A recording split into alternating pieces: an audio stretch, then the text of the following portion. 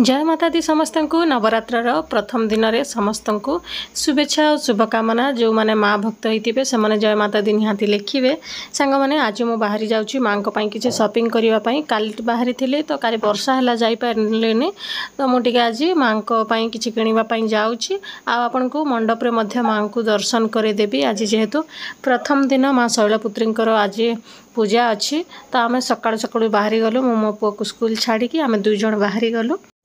पाग भी आज बहुत बढ़िया लगुला बाइक रे एका बाहरी गलु।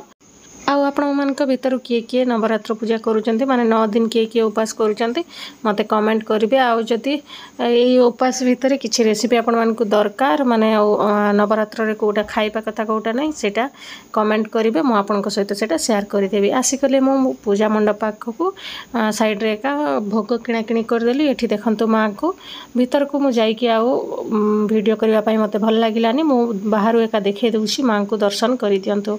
आशा करुँचे आपण मानकु माँ समस्त को भलरे रखंतु आउ समस्त को ब्लेसिंग दियंतु तांको आशीर्वाद आपण मानक ऊपर रखंतु। Thank you.